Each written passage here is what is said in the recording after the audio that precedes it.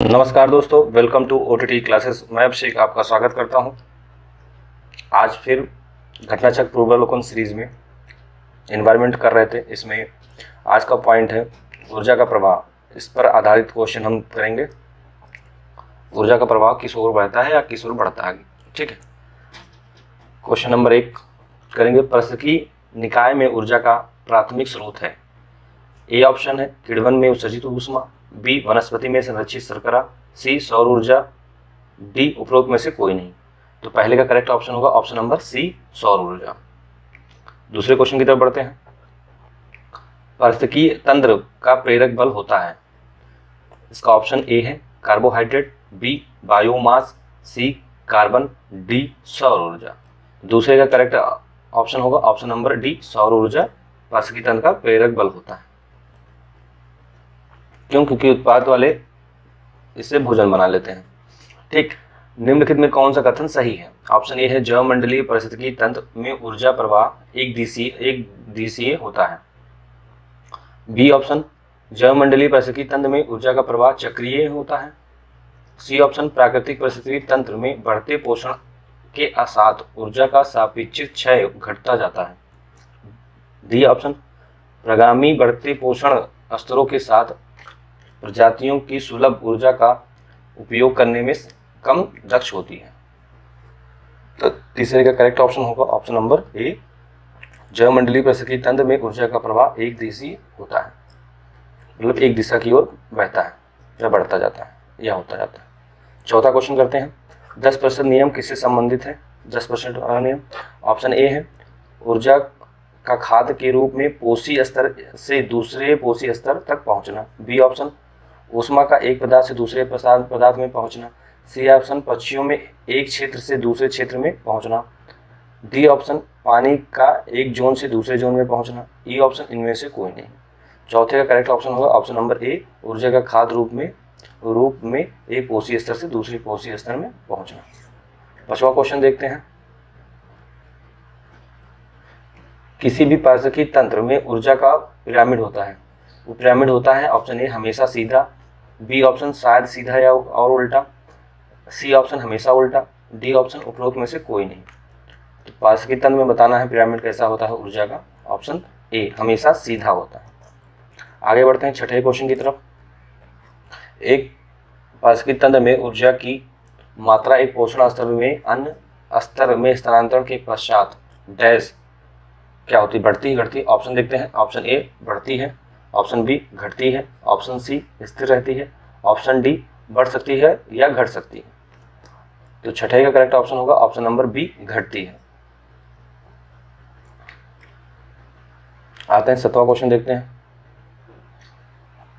पारिस्थितिकी तंत्र में एक पोषी स्तर से दूसरे पोषी स्तर में स्थानांतरण से ऊर्जा की मात्रा, अब इसमें मात्रा बताना है ऊर्जा की, और ऊपर क्वेश्चन में हमको क्या बताया स्थानांतरण के पश्चात ऊर्जा की मात्रा, इसमें भी बताना था, सेम क्वेश्चन वही है, ठीक है। तो आप पहला ऑप्शन देखते हैं बढ़ती है, दूसरा घटती है, तीसरा स्थिर रहती है और चौथा बढ़ती है या घटती है। सेम वही ऑप्शन है और वही क्वेश्चन है, रिपीटेड है। तो इसका करेक्ट ऑप्शन होगा ऑप्शन नंबर बी, घटती है। आगे बढ़ते हैं 8वें क्वेश्चन की तरफ।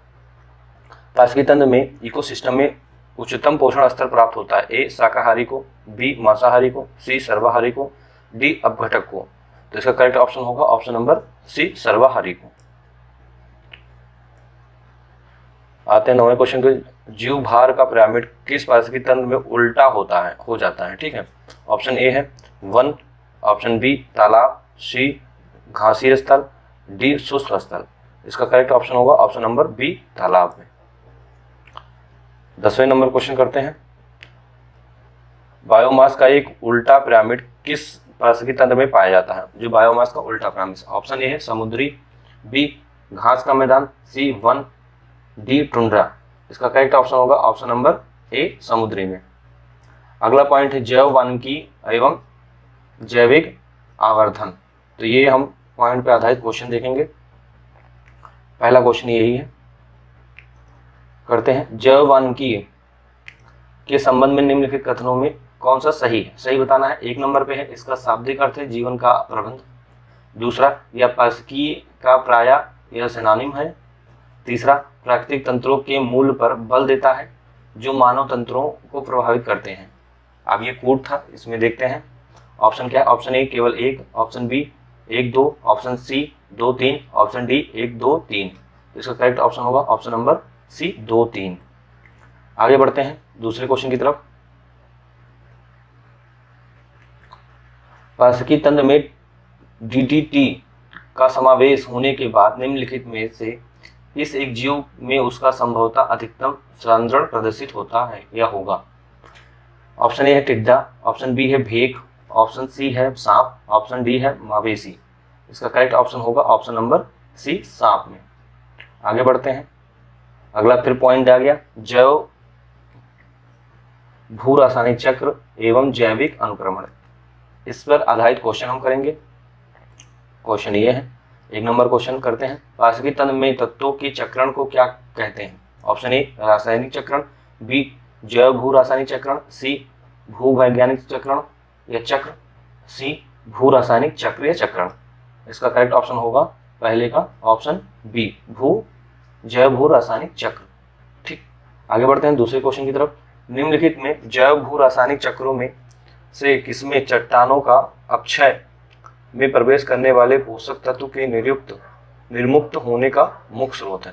अपक्षय क्या है, मतलब चट्टान का टूटना, ठीक, छोटे छोटे खंडों में टूट के बिखरना, इरोजन। आगे बढ़ते हैं, इसका ऑप्शन ए है कार्बन चक्र, बी नाइट्रोजन चक्र, सी फास्फोरस चक्र, डी सल्फर चक्र। इसका करेक्ट ऑप्शन होगा दूसरे का ऑप्शन नंबर सी फास्फोरस चक्र। आगे बढ़ते हैं तीसरे क्वेश्चन की तरफ। घास स्थलों में वृक्ष पारिस्थितिकी अनुक्रमण के अंश के रूप में किस कारण घासों को प्रतिस्थापित नहीं करते। आगे बढ़ते हैं, ऑप्शन देखते हैं। ए कीटों व कवकों के कारण, बी सीमित सूर्य ऊर्जा एवं पोषक तत्वों की कमी के कारण, सी जल सीमाओं एवं आग के कारण, डी उपरोक्त में से कोई नहीं। तो इसका करेक्ट ऑप्शन होगा ऑप्शन नंबर सी जल की सीमाओं आग के कारण। आगे बढ़ते हैं चौथे क्वेश्चन की तरफ। निम्नलिखित में से एक जैविक अनुक्रमण की प्रवास्थाओं का सही क्रम बताइए। ये सही क्रम है। ए नग्नीकरण, प्रवास, आस्थापन, प्रतिक्रिया, स्थिरीकरण, बी प्रवास, नग्नीकरण, आस्थापन, प्रतिक्रिया, स्थिरीकरण, सी आस्थापन, प्रवास, नग्नीकरण, प्रतिक्रिया, स्थिरीकरण, डी स्थिरीकरण, प्रतिक्रिया, नग्नीकरण, प्रवास, आस्थापन। इसका करेक्ट ऑप्शन होगा चौथे का ऑप्शन नंबर ए नग्नीकरण, प्रवास, आस्था और प्रतिक्रिया या स्थिरीकरण। आगे बढ़ते जाएंगे पांचवें क्वेश्चन की तरफ। ये 2 जगह है, उधर भी होगा। पारिस्थितिकी संक्रमण अवधारणा का सर्वप्रथम प्रयोग किसने किया।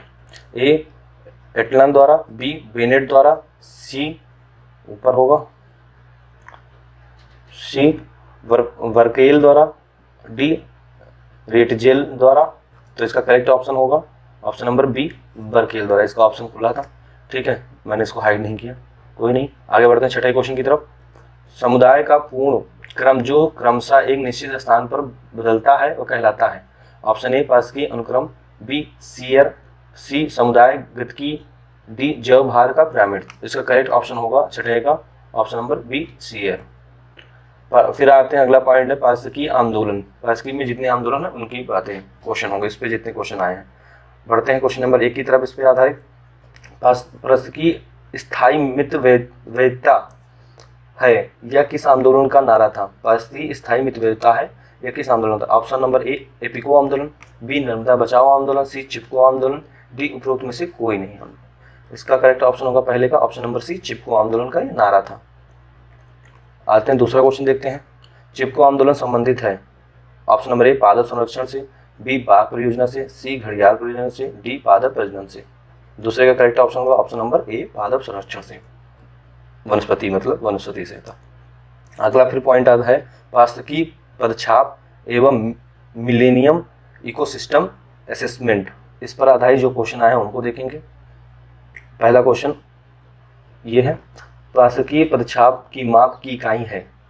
ए भूमंडलीय hectare, b nanometre hectare, c hoppus cubic foot, d cubic ton. तो पहले का करेक्ट ऑप्शन होगा ऑप्शन नंबर ए भूमंडलीय हेक्टेयर। आगे बढ़ते हैं क्वेश्चन नंबर 2 की तरफ।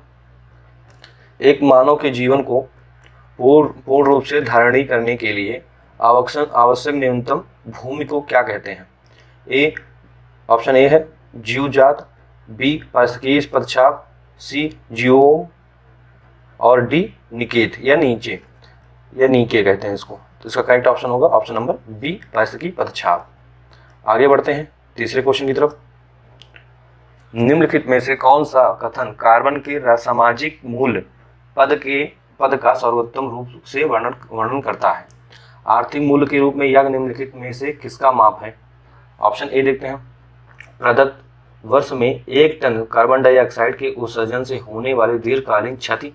बी, किसी देश की जीवाश्म ईंधनों की आवश्यकता जिन्हें जलाकर देश अपने नागरिकों को वस्तुओं एवं सेवाएं प्रदान करता है। सी ऑप्शन है, किसी जलवायु को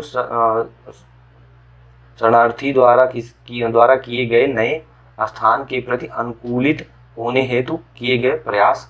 डी ऑप्शन, पृथ्वी ग्रह पर किसी व्यक्ति विशेष द्वारा अंशदान कार्बन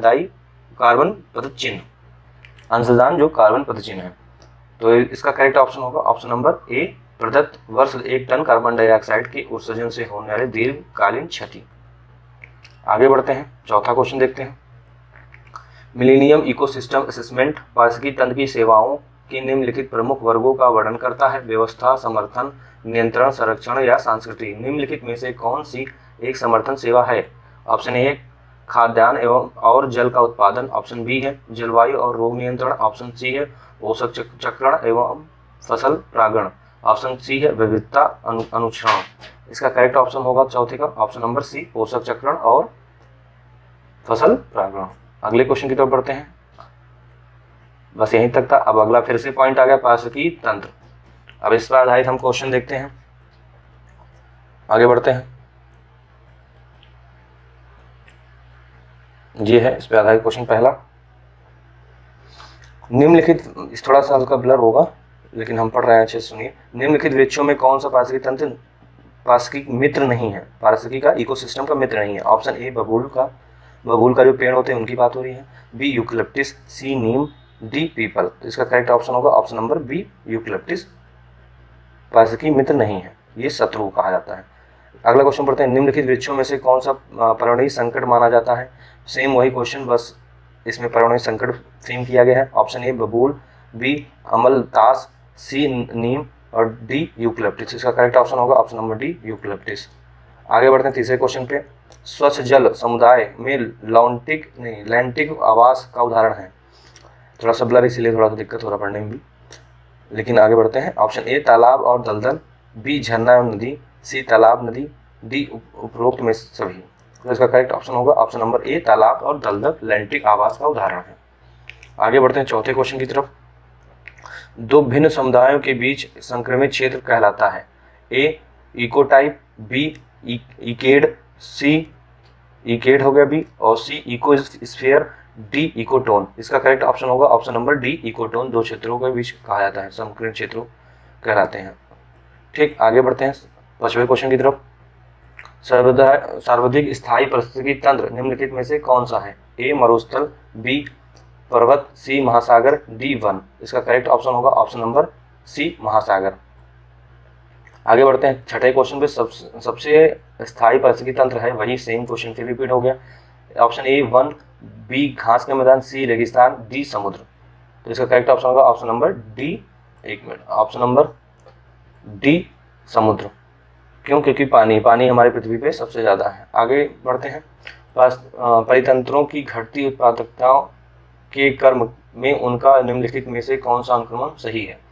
तो अनुक्रम देखते हैं कौन सा सही है। ए, महासागर, झील, घास का स्थल, मैंग्रोव, महासागर, घास स्थल, झील, मैंग्रोव, घास स्थल, झील, महासागर। डी ऑप्शन है महासागर, मैंग्रोव, झील, घास स्थल। इसका करेक्ट ऑप्शन होगा ऑप्शन नंबर सी, मैंग्रोव, घास स्थल, फिर झील, फिर महासागर। इसका सही अनुक्रम होगा। आगे बढ़ते हैं आठवें क्वेश्चन की तरफ। निम्नलिखित में से किसने सर्वप्रथम गहन पारिस्थितिकी या डीप इकोलॉजी शब्द का प्रयोग किया था? ऑप्शन ए है E.P. ओडम। सी, ऑप्शन बी है सी, रोनकियर। ऑप्शन सी है ई, क्लीमेंट। ऑप्शन डी है एनर्जीनेस। इसका करेक्ट ऑप्शन होगा ऑप्शन नंबर डी, एनिर्जनेस ने किया था। इसका सबसे पहले प्रयोग क्या? डीप। आगे बढ़ते हैं 9वें क्वेश्चन में। मोनोक्लाइमेक्स एकल चरम सिद्धांत का प्रतिपादक कौन था? ऑप्शन ए है F.E. क्लेमेंट्स, ऑप्शन बी है C.C. पार्क, ऑप्शन डी है D.V. अर्ग, ऑप्शन सी है D.V. अर्ग, ऑप्शन डी है S.J. वुड। इसका करेक्ट ऑप्शन होगा 9वें का ऑप्शन ए F.E. क्लेमेंट्स। आगे बढ़ते हैं 10वें क्वेश्चन की तरफ। पार्श्विकी नीचे या नीचे आला की संकल्पना को प्रतिपादित किया था किसने? ऑप्शन ए है ग्रीनेल ने, ऑप्शन बी डार्विन ने, ऑप्शन सी E.P. ओडम ने, ऑप्शन डी C.C. पार्क ने। तो इसका करेक्ट ऑप्शन होगा ऑप्शन नंबर ए ग्रीनेल ने। 11वें क्वेश्चन की तरफ बढ़ते हैं।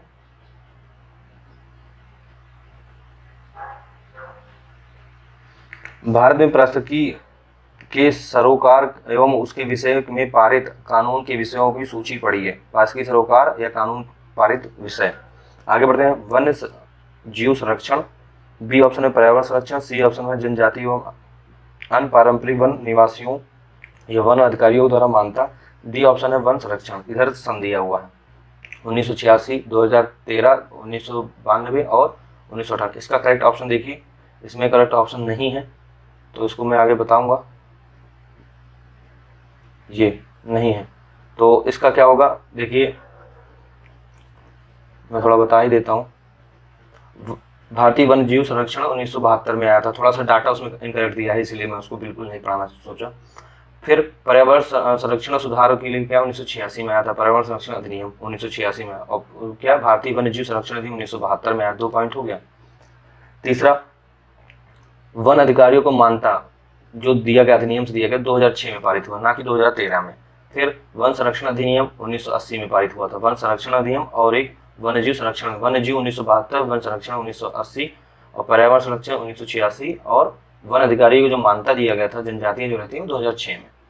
आगे बढ़ते हैं 12वें क्वेश्चन की तरफ।